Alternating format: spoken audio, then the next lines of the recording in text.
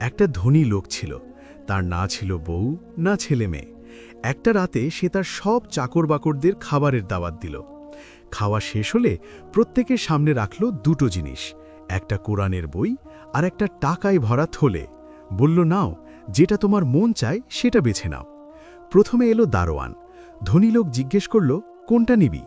দারোয়ানটা একটা দীর্ঘশ্বাস ফেলে বলল, সাহেব, আমি তো কোরআনই নিতে চাইতাম, কিন্তু পড়তে জানি না। টাকাটা আমার কাজে লাগবে। সে থলে নিয়ে চলে গেল। আচ্ছা, তোমরা বলো তো, আমরা কতবার এমন করি? জীবনের টানাপড়নে আল্লাহর কথা পিছিয়ে দেই। তারপর এলো কামলা। সে বলল, আমার বউ খুব অসুস্থ, ওর চিকিৎসায় টাকা লাগবে, না হলে কোরআনই নিতাম। তার চোখে যে অসহায় ভাব, সেটা তো আমাদের অনেকের জীবনে দেখা যায়। কিন্তু ভাবো তো, যদি আমরা আল্লাহর উপর ভরসা রাখি।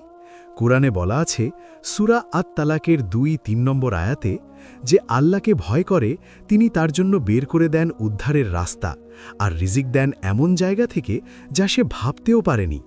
এটা শুনে মনটা নাড়া খায় না? এরপর বাবুর্চি এলো।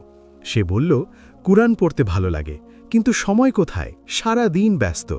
সেও থলে নিল। মজার ব্যাপার, তোমাদের জীবনে এমন হয় না? যেমন রসূল সাল্লাল্লাহু আলাইহি ওয়াসাল্লামের হাদিসে আছে সহিহ বুখারীতে, যে আল্লাহর উপর ভরসা করে আল্লাহ তার জন্য যথেষ্ট। এটা শুনে মনে হয় না আমরা কেন এত চিন্তায় থাকি? শেষে এলো রাখাল ছেলেটা, খুব গরিব। ধনী লোক জিজ্ঞেস করল, তুই কোনটা নিবি? ছেলেটা হেসে বলল, আমি গরিব ঠিকই, কিন্তু কুরআন নেব। আমার মা বলতো, আল্লাহর একটা শব্দ সোনার চেয়ে দামি, মধুর চেয়ে মিষ্টি। সে কুরআন খুলে দেখল, ভিতরে দুটো খাম, একটায় টেবিলের টাকার 10 গুণ টাকা, আর একটায় ওসিয়ত, যাতে লেখা ধনী লোকের মরার পর সব সম্পত্তি তার। ধনী লোকটা সবাইকে বলল, যে আল্লাহর প্রতি ভালো ধারণা রাখে তিনি তাকে কখনো বঞ্চিত করেন না।